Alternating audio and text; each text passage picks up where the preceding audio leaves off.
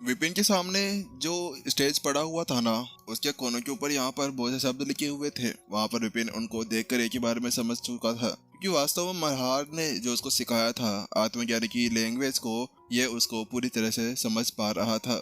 उसके ऊपर लिखा हुआ था कि आत्मज्ञान की सर्वोत्कृष्ट था, यानी कि आत्मज्ञान का जो सार था, जो आत्मा को एक अलग ही स्तर के ऊपर पहुंचा देता है, उसके बारे में यहाँ पर बहुत कुछ लिखा गया था। और उसके अंदर से जो अलौकिक खतरनाक तरीके से एनर्जी बाहर निकल रही थी ना, वास्तव में वो कोई नॉर्मल बिल्कुल भी नहीं थी। ऐसा लग रहा था जैसे कि यहाँ पर बहुत सारी आत्माओं को बंद कर कर रखा गया हो। वास्तव में ये मेरे लिए बहुत ज्यादा कीमती हो सकती है। विपिन ने ऐसा सोचा और उसके साथ में यहाँ पर वो उसको रखने के बारे में सोचने लगता है। बात कुछ ऐसी थी कि यहाँ पर विपिन अभी कोई भी चीज यहाँ पर नहीं छोड़ना चाह रहा था। जो चीजें यहाँ पर ये लोग यूज कर सकते थे ना, उन सभी चीजों को वो यहाँ पर रखना चाह रहा था। उसके ऊपर एक सील थी जिसको देखने के बाद विपिन को ऐसा लग रहा था कि अगर लड़ाई हुई तो उसके बाद में मानव जाति को बहुत ज्यादा दुखद प्रेर से कूदना पड़ेगा। इसी वजह से विपिन वही सोच रहा था कि यहाँ पर जितना ज्यादा कम हो उतना ज्यादा दुश्मनों को कमजोर बना दिया जाए। वास्तव में विपिन अभी एक भी चीज यहाँ पर नहीं छोड़ना चाह रहा था। इसी वजह से तो उसने यहाँ पर खजाने की तिजोरी को पूरी तरह से साफ कर लिया था। देखते हैं एक बार मैं उसको उठा पाता हूँ या नहीं। विपिन इतना सोचता है और उसकी तरफ आगे बढ़ने लगता है। हालांकि बस वो 2 कदम ही आगे बढ़ा था, लेकिन उतने में ही यहाँ पर उसके शरीर के अंदर से यहाँ पर पसीना बाहर निकलने लगता है।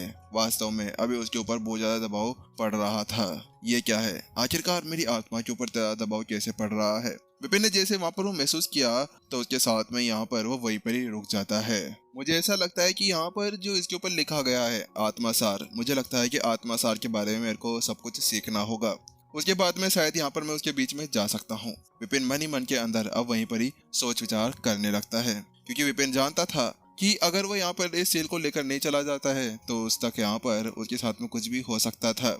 इतना सोचने के साथ में विपिन अब कुछ कदम पीछे की तरफ आ जाता है और उसके बाद में जो उसने अब तक आत्मज्ञान की रिलेटेड सारी बुक्स इकट्ठा की थी ना, उन सभी को इकट्ठा कर कर कंबाइन कर लेता है और स्वर्ग की लाइब्रेरी के अंदर अपनी चेतना को भेज देता है। वहीं एक जगह पर बैठने के बाद में आखिरकार वह कुछ समय तक उस बुक को पढ़ता रहता है। उसके अंदर यहाँ पर आत्मज्ञान से रिलेटेड बहुत सारी चीजें लिखी गई थी कि आत्मा को किस तरह से परिष्कृत किया जाता है, किस तरह से यहाँ पर उसको और भी ज्यादा शुद्ध किया जाता है, कैसे कठपुतलियां बनाई जाती है, कैसे यहाँ पर सोललेस ह्यूमनॉइड क्लोन्स को बनाया जा सकता है। ऐसे उसके बारे में बहुत सी चीजें लिखी हुई थी। विपिन यहाँ पर धीरे धीरे करते हुए उस बुक को पढ़ता जाता है और उसकी सारी जानकारी विपिन के दिमाग के अंदर घुसती जा रही थी। आखिरकार यहाँ पर कुछ देर तक पढ़ने के बाद में आखिरकार उसकी सारी जानकारी उसके दिमाग के अंदर आ ही जाती है। मुझे लगता है कि यहाँ पर अब मेरा काम हो जाएगा। वैंग। विपिन ऐसा सोच रहा था कि अचानक से उसकी आत्मा के अंदर उछल कूद सी होने लगती है। अचानक से वो कुछ महसूस करता है। वह महसूस कर पा रहा था कि इस समय उसकी एनर्जी पहले से बहुत ज्यादा खतरनाक तरीके से बढ़ने लगी है। जो उसके अंदर ये नो एनर्जी होती थी जो आत्माओं के लिए कारगर हुआ करती थी, वह अब उसके चारों तरफ फैलने से लगी है और उसके शरीर के आकर चिपकने लगी है। विपिन ने अभी तक अपनी आत्मा को अपने शरीर से बाहर नहीं निकाला था। अपनी आत्मा को अंदर रखते हुए उसने अपनी साधना को आगे बढ़ाना शुरू कर रखा था। आखिरकार मैंने यहाँ पर आत्मसार को सीख ही लिया है। विपिन की आंखें वहां पर चमक उठती है। जहाँ पर उसकी आंखें चमक रही थी वहीं दूसरी तरफ पुश्तैनी हॉल के अंदर जहाँ पर सभी पूर्ववर्तियों की जो मूर्तियां थी वह रखी गई थी, बिल्कुल संत कबीले, शैन कबीले और हर एक जगह पर होता है वैसे यहाँ पर वहां पर भी था। वहां पर अचानक से यहाँ पर जो एल्डर था जिसका नाम कारेम था, उसकी आंखें चमक जाती है। आखिरकार मुझे पता था कि यहाँ पर मेरी बेटी ये सब कुछ कर ही लेगी, लेकिन इतना जल्दी यहाँ पर मैंने बिल्कुल भी नहीं सोचा था। लेकिन कोई बात नहीं, अब आखिरकार हमारा टाइम भी आ चुका है। बिल्कुल शैन कबीले, संत कबीले की तरह आखिरकार हमारे पास में भी एक आत्मसार को सीखने वाला बंदा आ ही चुका है। उसके साथ में ही हमारा जो जियान कबीला है वह आगे आने वाले समय के अंदर बहुत ज्यादा पावरफुल होने वाला है। कोई भी नहीं होगा जो उनको वहां पर रोक पाएगा। वास्तव में शायद आगे आने वाले समय के अंदर हम टॉप के ऊपर भी पहुंच सकते हैं। और जो हमारी बीच में बातें चल रही थी उसको देखते हुए तो यहाँ पर लगता है कि हमें पहले से तैयारी कर कर रखनी चाहिए। उसके साथ में वो पीछे पलटता है और सभी एल्डर से कहता है, ठीक है सभी सभी यहाँ पर अब हमारे नए मुखिया का स्वागत करने के लिए रेडी हो जाइए। मैं जल्दी वहां पर जाता हूँ और अपनी बेटी दीपांशी को लेकर यहाँ पर आ जाता हूँ, उसने वहां पर उससे कहा। और अब जाकर हमें पता चलता है कि यहाँ पर जो वो लड़की थी उसका नाम दीपांशी था। जल्दी वो दौड़ते हुए अब वहां पर पहुंच जाता है जहाँ पर उनका खजाने का हॉल था। आखिरकार मेरी बेटी ने मेरा नाम रोशन कर दिया है। वास्तव में यहाँ पर उसको डराना सही रह गया है।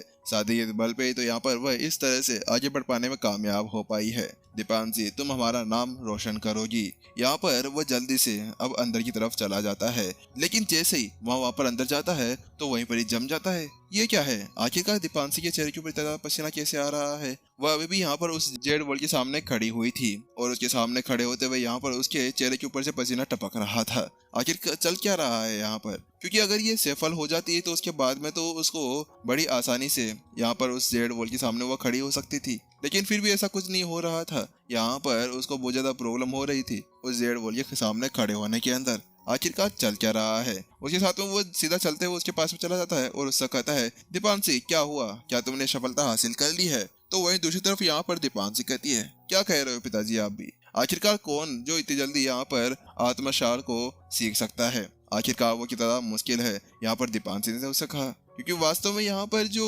आत्म सर्वोत्कृष्टता है जिसको यहाँ पर आत्मसार किया जाता है वह वास्तव में एक कोई नॉर्मल चीज बिल्कुल भी नहीं थी। ये कुछ ऐसा था जैसे कि यहाँ पर चींटी को बोला जाए, हाथी को उठाकर फेंक दिया जाए। लेकिन दीपांशी उससे कहती है, पिताजी लेकिन आपको चिंता करने की कोई भी जरूरत नहीं है, आप चिंता ना करें, मैं जल्द से जल्द यहाँ पर उसको सीख लूंगी और आपको बिल्कुल भी निराश नहीं करूंगी। क्या क्या पागल की बातें कर रही हो? तो फिर यहाँ पर अभी किसने यहाँ पर इस आत्मसार को सीख लिया है? यहाँ पर वो उससे कहता है, क्या आत्मसार को सीख लिया? लेकिन पिताजी मैंने तो अभी तक कुछ भी नहीं सीखा है, मैं तो अभी तक उसके आसपास में जाने में भी कामयाब नहीं हो पाई हूँ। यहाँ पर वह उससे कहती है, लेकिन अचानक से उसके दिमाग के अंदर शौक लगता है, कहीं पे ऐसा तो नहीं पिताजी यहाँ पर कोई हमारे ही 5-7 परिवार के अंदर से होगा जिसने ऐसा कुछ किया होगा? क्या पता उन्होंने किसी ने यहाँ पर सफलता हासिल कर ली हो। बेवकूफ लड़की, आखिरकार यहाँ पर कौन हो सकता है हमारे जियान कबीले के अंदर जो इस तरह से आत्मसार के अंदर सफल हो सकता है? आखिरकार तुम कैसी बेवकूफी की जैसे बातें कर रही हो? यहाँ पर अभी करीम को बिल्कुल भी समझ में नहीं आ रहा था कि उसकी बेटी यहाँ पर फालतू की बातें क्यों कर रही थी, क्योंकि आत्मसार को सीखना कोई नॉर्मल चीज बिल्कुल भी नहीं हुआ करती थी।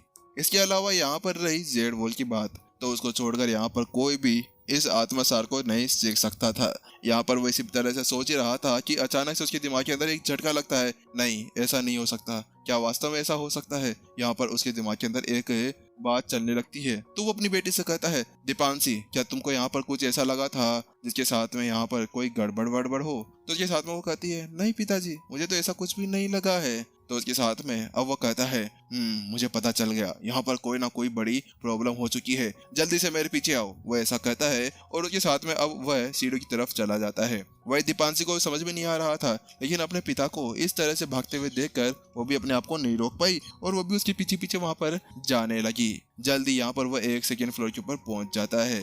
ये क्या है? ये सेकेंड फ्लोर खाली कैसे है? यहाँ पर हमारी सारी विरासत के खजाने कहाँ पर चले गए हैं? यहाँ पर वो पूरी तरह से घबरा चुका था कि जैसे उसने वहां पर जाकर देखा ना, तो वो पाता है कि वहां पर सब कुछ खाली था। नहीं, यहाँ पर कोई ना कोई चोर आ गया है जिसने हमारे सारी विरासत को साफ कर दिया है। वो कमीना, वो मेरे से मरेगा यहाँ पर। आखिरकार उसके अंदर इतनी ज्यादा हिम्मत कैसे हो गई कि वह ऐसा कुछ कर सकता है? यहाँ पर करीम का पूरी तरह से गुस्सा बढ़ चुका था। ऐसा लग रहा था कि अब वह सामने वाले की पूरी तरह से पूंजी बजा डालेगा। रुको, मेरे को जल्दी से यहाँ पर फॉर्मेशन एक्टिवेट करने दो। इतना कहने के साथ में जल्द ही वो अपने पास में से एक टोकन बाहर निकाल लेता है और उसके ऊपर एक टैप करता है। वैंग! अगले पल यहाँ पर ऐसा लगने लगा जैसे कि आसपास की जो एनर्जी थी वो पूरी तरह से चेंज हो गई हो। यहाँ पर आत्माओं के ऊपर दबाव डालने वाली फॉर्मेशन एक्टिवेट हो चुकी थी, जो किसी भी नॉर्मल लड़ाकू को पूरी तरह से हतप्रभ कर रख सकती थी।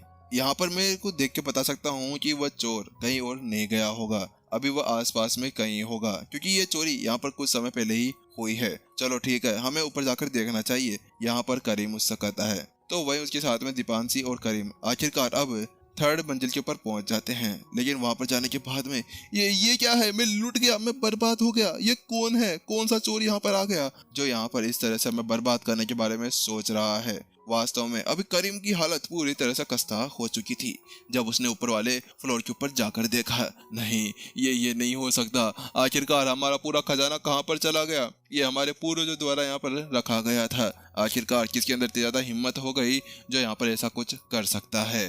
वो कमीना एक बार मेरे को मिल जाए। आखिरकार उसकी अंदर हिम्मत कैसे हो गई? यहाँ पर वो मेरे को मिल गया तो उसके साथ में उसकी आत्मा के इतने टुकड़े करूंगा कि आत्मा सार भी यहाँ पर उसको नहीं बचा पाएगा। मैं कसम खाता हूँ उस चोर को यहाँ पर आज मैं मार डालूंगा। जैसे वो यहाँ पर ऐसा कहता है वहीं दूसरी तरफ विपिन ने एक राहत की सांस ली, क्योंकि आखिरकार वह उस सब कुछ चीजों के अंदर माहिर हो ही चुका था। आखिरकार अब यहाँ पर उसने आत्मसार को पूरी तरह से सोख लिया था। उसके साथ में अब विपिन उस स्टेज की तरफ आगे बढ़ने लगता है, और जैसा इस बार वह ऐसा करता है तो उसके साथ में वह देख रहा था कि इस बार उस सील का उसके ऊपर कोई भी प्रभाव नहीं पड़ रहा था। चलो ठीक है, अब मुझे वह ले लेना चाहिए। विपिन फिर जल्द ही उस मंच के पास में चला जाता है और अपना हाथ आगे बढ़ाते हुए उस सील को पकड़ने की कोशिश करने लगता है। लेकिन जैसे वो ऐसा करता है कि अचानक से यहाँ पर जो उसका हाथ था वो उसके आर पार हो जाता है। ये क्या है? आखिरकार मेरा हाथ इसके आर पार कैसे निकल गया? यहाँ पर विपिन की आंखें थम जाती है। कहीं ऐसा तो नहीं कि मैं यहाँ पर नकली सील के पीछे पड़ा हुआ था? कहीं ये एक कोई छलावा वाला हुआ तो नहीं था? यहाँ पर विपिन इसी तरह से सोचने लगता है, ए भगवान, मैंने यहाँ पर अपना टाइम फालतू में बर्बाद किया। मैं अब तक तो यहाँ पर कहीं दूर भाग चुका होता। वास्तव में ये अच्छी बात बिल्कुल भी नहीं है। आखिरकार मेरे साथ में ऐसा क्यों होता है? मैं यहाँ पर इसके ऊपर फालतू का टाइम बर्बाद कर रहा था। लेकिन अचानक से विपिन के दिमाग के अंदर एक झटका लगता है। नहीं नहीं, ये नहीं हो सकता। क्या यहाँ पर ऐसा हो सकता है कि यहाँ पर मैं अपनी आत्मा के साथ में इसको पकड़ सकता हूँ? विपिन इसके बारे में सोचने लगता है, क्योंकि जब वो स्टार्टिंग में यहाँ पर आया था तो तब यहाँ पर उसकी आत्मा के ऊपर डायरेक्ट दबाव पड़ रहा था। तो इसी वजह से वह सोचने लगा कि शायद यहाँ पर वह आत्मा के साथ में इसको पकड़ सकता है। चलो ठीक है, एक बार ट्राई करके देखते हैं। विपिन इतना सोचता है और उसके बाद में अपनी आत्मा को अपने शरीर से बाहर निकाल लेता है। अपनी आत्मा को शरीर से बाहर निकालने के बाद में वो महसूस कर पा रहा था कि जैसे वो उसके पास में जाता है, अचानक से उसके आत्मा के अंदर एक ठंडी एनर्जी गूंजने लगती है। ऐसा लग रहा था कि एक अलग ही ताजगी उसको मिल रही हो। जल्दी विपिन अपना हाथ आगे बढ़ाता है और उस सील को पकड़ ही लेता है। आखिरकार यहाँ पर ये हो ही गया है। उसके साथ में विपिन अब जोर से दम लगाता है और उस सील की हुई जगह से बाहर निकालने के लिए पूरा दम लगाने लगता है। लेकिन जैसे वो उसको हाथ में लेता है कि बैंग, वो नीचे गिर पड़ता है। ये इतनी ज्यादा भारी कैसे है? मैं सांस नहीं ले पा रहा, इसको हटाओ। विपिन फिर पूरा दम लगाता है और उसको साइड के अंदर पटक देता है। वास्तव में ये सील दिखने में बहुत ज्यादा छोटी थी, लेकिन वह छोटी भी यहाँ पर ऐसा था जैसे कि पहाड़ को उठा लिया गया हो। फिर विपिन जल्दी से अपनी पूरी ताकत का यूज करता है और उसको उठाने की कोशिश करने लगता है। लेकिन जैसे विपिन अपनी पूरी ताकत लगाने लगता है कि अचानक से पूरी की पूरी तिजोरी गड़गड़ गड़गड़ करते हुए यहाँ पर हिलने सी लगती है। ऐसा लग रहा था कि यहाँ पर तिजोरी भी अब उसका भार नहीं उठा पा रही है। मुझे ऐसा लगता है कि उस सील की वजह से इसका वजन कम हो गया था, लेकिन बाहर निकालने की वजह से यहाँ पर इसका वजन बहुत ज्यादा बढ़ चुका है। लेकिन यहाँ पर विपिन कुछ भी नहीं करता, उसको जल्दी से उठाने की कोशिश करने लगता है। लेकिन वहीं दूसरी तरफ नहीं नहीं, ये हो ही नहीं सकता, ये नहीं हो सकता। यहाँ पर करीम की पूरी तरह से हालत खराब हो गई।